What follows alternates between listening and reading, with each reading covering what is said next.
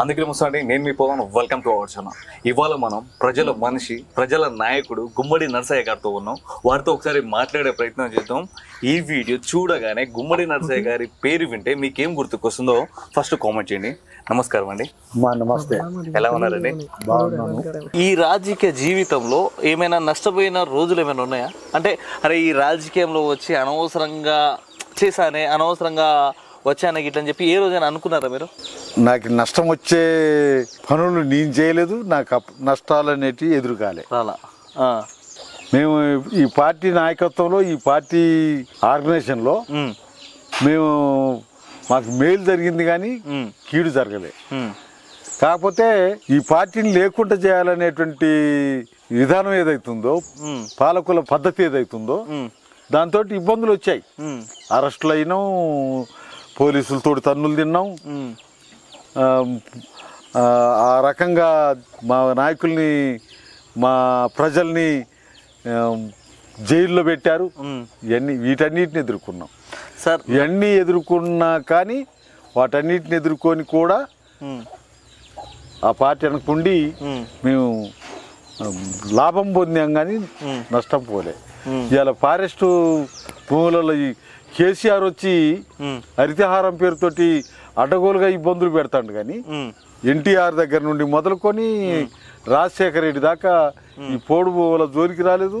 పోడు భూ దున్నుకొని బతుకుతున్నటువంటి వాళ్ళని డిస్టర్బ్ చేయలేదు. ఈ కేసీఆర్ గారి మధ్యలో వచ్చి అందరినీ ఇబ్బంది పెడతారు. కేసీఆర్ గారు వచ్చి వీడేదో అడవిని పెంచడం లాగా మొదలేసి ఈ అడవికి సంబంధించిన విషయంలో ఆ పొడు భూముల చెట్లు పెట్టేటందుకు ఫారెస్ట్ వాళ్ళకి, పోలీసు వాళ్ళకి విపరీతమైన అధికారాలు ఇచ్చి ఇబ్బందులు పెట్టేందుకు ఇది చేస్తున్నారు.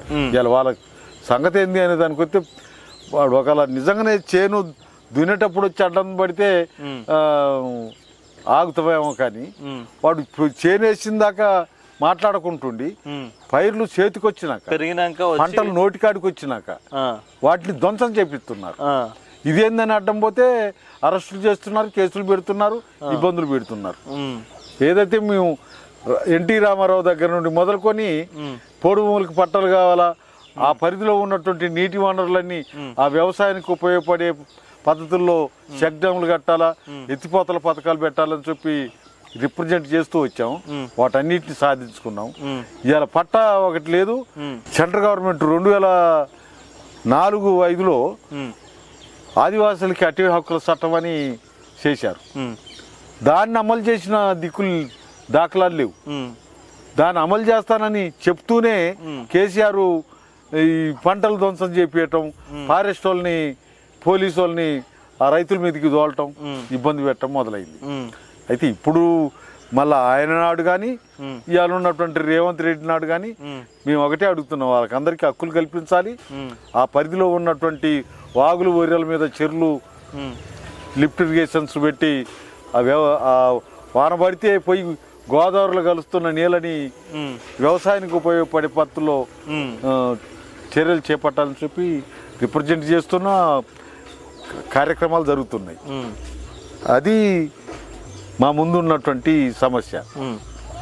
ఇలా అభివృద్ధికి సంబంధించినటువంటి విషయానికి వస్తే అందరికీ ఈ పక్కా ఇండ్లు ఒకటి మంజూరు చేస్తున్నారు. అందరికీ మంజూరు అవుతున్నాయి అనే దానికి వస్తే వాళ్ళ పార్టీలో తిరిగే వాళ్ళ కోసం అవుతున్నాయి, ప్రజల కోసం అనేటువంటి దానికి వస్తే మా నియోజకవర్గం పరిధిలో మేము ఉన్నంతసేపు ప్రజలకు ఇల్లు కట్టి పెట్టాము. అన్ని గ్రామాలకి రోడ్లు తీసుకుపోయాం, అన్ని గ్రామాలకు కరెంటు తీసుకుపోయాం, అన్ని గ్రామాల్లో స్కూల్ బిల్డింగులు కట్టించాం, అన్ని గ్రామాల్లో టీచర్లను మంజూరు చేపించాం, అన్ని మండలాల్లో హాస్పిటల్స్, అన్ని మండలాల్లో హాస్టల్స్, చదువుకు సంబంధించిన విషయంలో చేశాము. చదువు దగ్గరకు వచ్చిందిలే కానీ అందటం లేదు. అందకపోవటానికి కారణం పాలకుల వైఫల్యమే. ప్రైవేట్ వాడికి పర్మిషన్లు ఇస్తున్నారు, గవర్నమెంట్ వాడికేమో వసతులు కల్పిస్తలేడు.